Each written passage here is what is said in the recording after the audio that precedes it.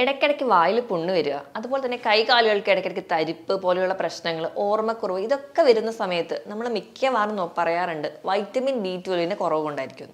അപ്പോൾ ഈ vitamin B12 കിട്ടാൻ വേണ്ടി നമ്മൾ എന്തൊക്കെ തരത്തിലുള്ള ഭക്ഷണങ്ങൾ കഴിക്കണം, അത് കുറഞ്ഞാൽ എന്തൊക്കെ ദോഷങ്ങളാണ് നമ്മുടെ ശരീരത്തിൽ ഉണ്ടാകുന്നത് എന്നൊക്കെ നമുക്ക് ഈ വീഡിയോയിലൂടെ നോക്കാം. ഞാൻ ഡോക്ടർ പ്രിയ.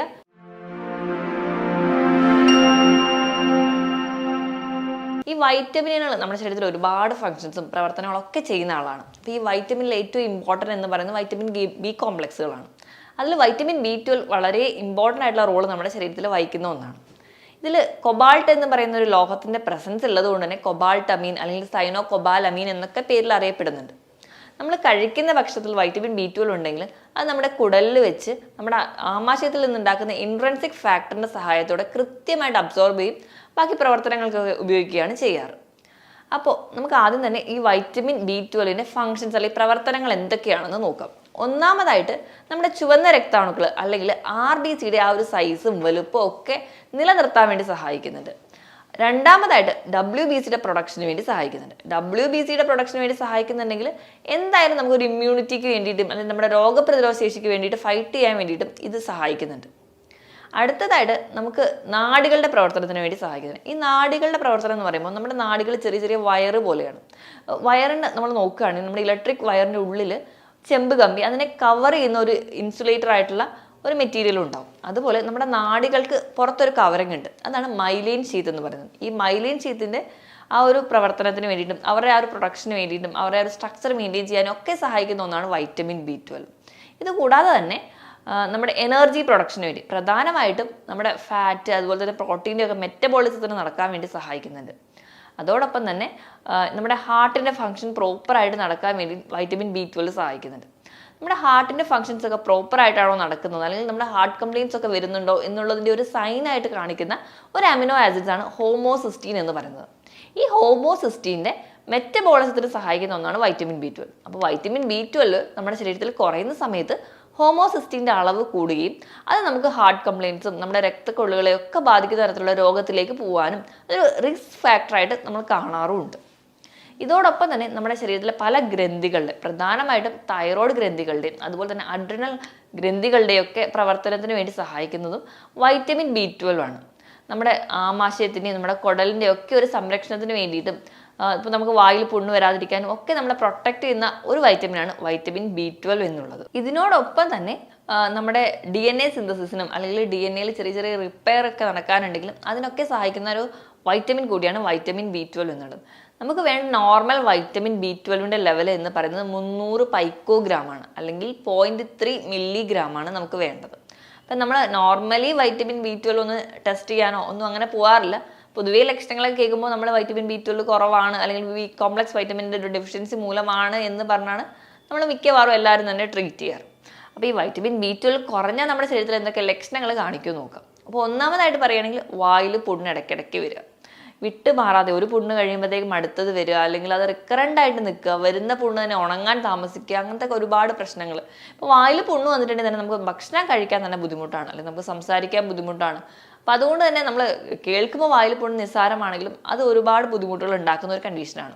അപ്പോൾ ഈ വായിൽ പുണ്ണിനോടൊപ്പം തന്നെ നമ്മുടെ നാവ് നല്ല രീതിയിൽ ചുമന്ന് തിളക്കമായിട്ട് നിൽക്കുന്ന ഒരു കണ്ടീഷൻ നമ്മൾ ഗ്ലോസൈറ്റിസ് എന്ന് പറയും. അപ്പോൾ ഇതൊരു വൈറ്റമിൻ B12 കുറഞ്ഞുള്ള ആൾക്കാർ ഒരു റെഡ് ഫ്ലാഗ് സൈനായിട്ട് തന്നെ നമുക്ക് ഗ്ലോസൈറ്റിസിനെ പറയാൻ പറ്റും. ഇനി അടുത്തതായിട്ട് നമുക്ക് ഏറ്റവും കൂടുതലായിട്ട് കാണുന്ന ഒന്നാണ് അനീമിയ എന്നുള്ളത്. അപ്പോൾ വൈറ്റമിൻ B12 ഞാൻ തുടക്കത്തിലേ പറഞ്ഞിട്ടുണ്ടായിരുന്നു നമ്മുടെ ചുവന്ന രക്താണുക്കളുടെ ആ ഒരു ഷേപ്പ് മെയിൻറ്റെയിൻ ചെയ്യാനൊക്കെ സഹായിക്കുന്നുണ്ട്. ചുവന്ന രക്താണുക്കളുടെ ആ ഒരു ഷേപ്പ് നഷ്ടപ്പെടുകയും അത് ഭയങ്കര എൻലാർജ് സൈസിലോട്ട് പോകുമ്പോൾ നമ്മളതിനെ മെഗാലോബ്ലാസ്റ്റിക് അനീമിയ എന്നാണ് പറയുക. അപ്പോൾ വൈറ്റമിൻ B12 ഡെഫിഷ്യൻസി മൂലം ഉണ്ടാകുന്ന ഒരു കണ്ടീഷനാണ് മെഗാലോബ്ലാസ്റ്റിക് അനീമിയ. അത് നമ്മൾ പറയുകയാണെങ്കിൽ അതിൽ ഒരുപാട് ഫാക്ടേഴ്സ് വരുന്നുണ്ട്. അപ്പോൾ ഈ മെഗാലോബ്ലാസ്റ്റിക് അനീമിയയിൽ തന്നെ ഏറ്റവും സ്പെസിഫിക് ആയിട്ട് പെർനീഷ്യസ് അനീമിയ എന്ന് പറയുന്ന ഒരു കണ്ടീഷന് കാരണവും ഈ വൈറ്റമിൻ B12 ഡെഫിഷ്യൻസിയാണ്.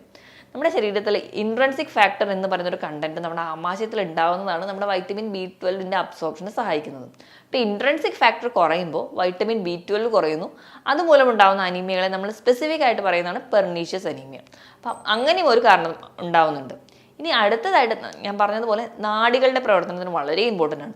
ഈ നാഡികളുടെ പ്രവർത്തനം മൂലമാണ് നമ്മുടെ ബ്രെയിനിൻ്റെ പവർ നടക്കുന്നത്, നമ്മൾ നടക്കുന്നത്, നമ്മൾ ചിന്തിക്കുന്നത്, എല്ലാ ഫങ്ഷൻസും കൺട്രോൾ ചെയ്യുന്നത് നാഡികളാണ്. അപ്പോൾ ഈ നാഡികൾ മൊത്തത്തിലൊരു ഡാമേജ് ആവുകയാണെങ്കിൽ ഒന്നാമതായിട്ട് നമുക്ക് നമ്മുടെ കോൺസെൻട്രേഷൻ നഷ്ടപ്പെടുന്നു, നമുക്ക് ഒരു കാര്യത്തിലും അറ്റൻഷൻ ഉണ്ടാവുന്നില്ല, ഓർമ്മക്കുറവ് ഉണ്ടാവുന്നു.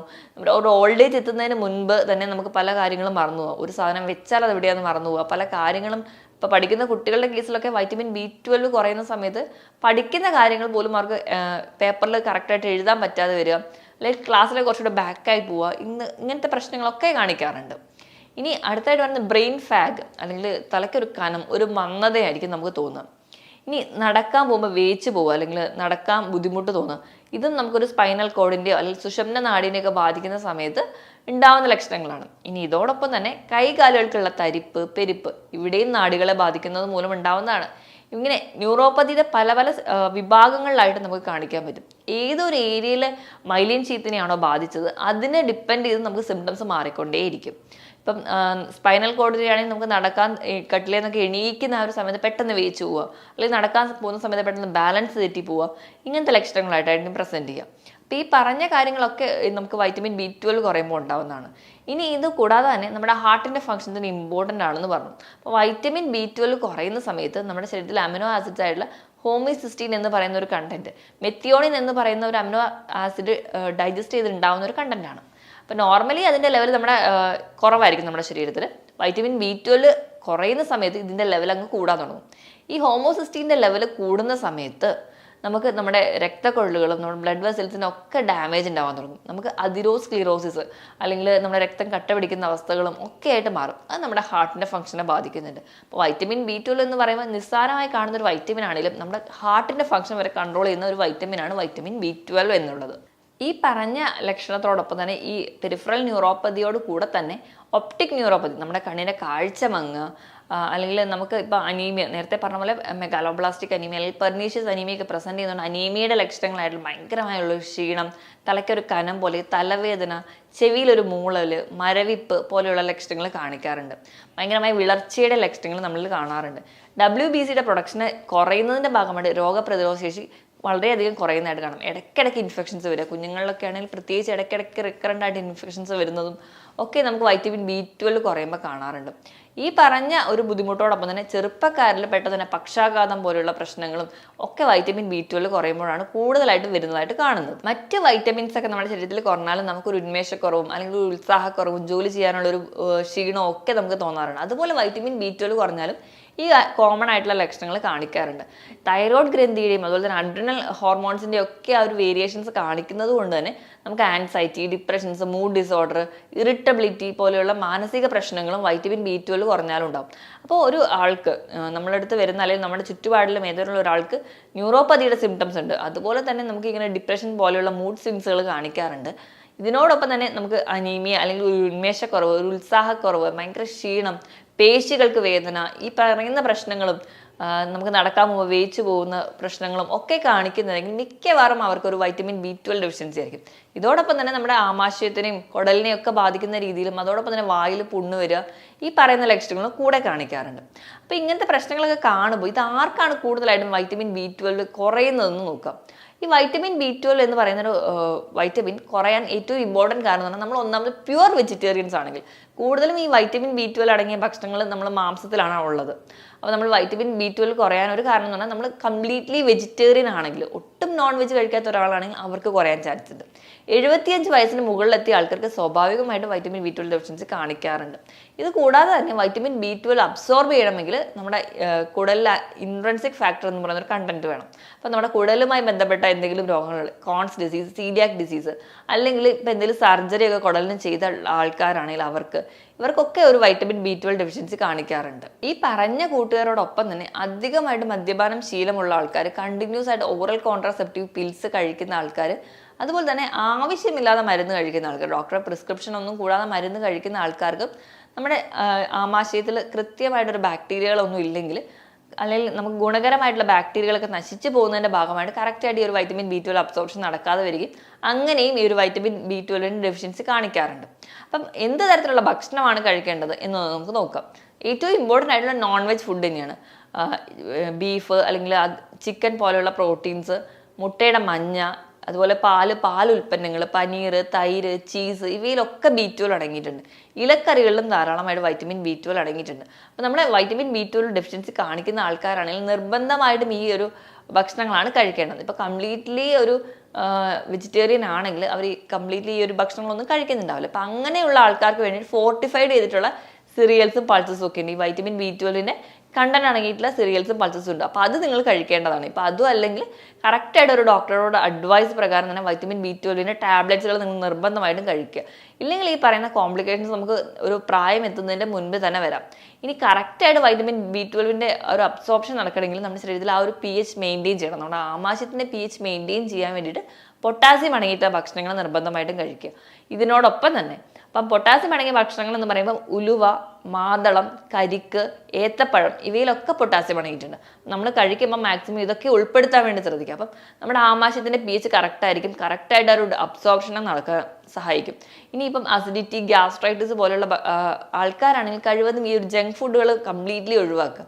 ജങ്ക് ഫുഡുകൾ ഒഴിവാക്കിയിട്ട് കുറച്ചുകൂടെ ഹെൽത്തി ആയിട്ട് നമ്മുടെ വീട്ടിലൊക്കെ ഉള്ള ഭക്ഷണങ്ങൾ തന്നെ കഴിക്കാൻ വേണ്ടി ശ്രദ്ധിക്കുക.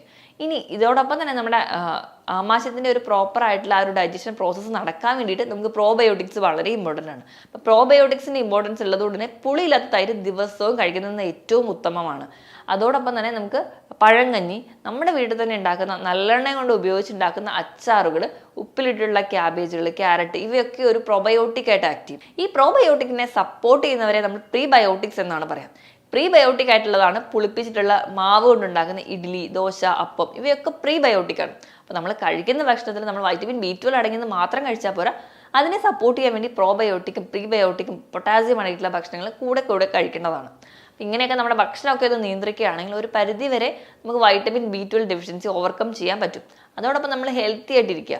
നമ്മൾ എന്ത് ഭക്ഷണം കഴിച്ചാലും നമ്മൾ ഹെൽത്തി ആയിട്ട് ഇരിക്കുകയാണെങ്കിൽ, നമ്മുടെ ബോഡി വെയിറ്റ് റെഗുലേറ്റ് ചെയ്തിട്ടുണ്ടെങ്കിൽ, നമ്മൾ ആവശ്യത്തിന് വെള്ളം കുടിക്കുക, ഒരാഴ്ചയിൽ 5 ദിവസമെങ്കിലും കൃത്യമായ ഒരു വ്യായാമം കൂടി ഉണ്ടെങ്കിൽ നമ്മുടെ ശരീരം കറക്റ്റ് ഒരു കംപ്ലീറ്റ്ലി ഒരു ഹെൽത്തി സൈക്കിളിലൂടെ പോവുള്ളൂ. അപ്പോൾ ഈ പറഞ്ഞ കാര്യങ്ങളൊക്കെ മെയിൻറ്റെയിൻ ചെയ്യുകയാണെങ്കിൽ നമ്മൾ ഹെൽത്തി ആയിട്ട് ഇരിക്കാനും പറ്റും. ഞാൻ ഈ പറഞ്ഞ കാര്യത്തിൽ എന്തെങ്കിലും ഡൗട്ട് ഉണ്ടെങ്കിൽ താഴെ കാണുന്ന നമ്പറിൽ കോൺടാക്ട് ചെയ്യുക. മറ്റൊരു ഹെൽത്ത് ടോപ്പിക്കുമായിട്ട് വീണ്ടും കാണുന്നത് വരെ നന്ദി.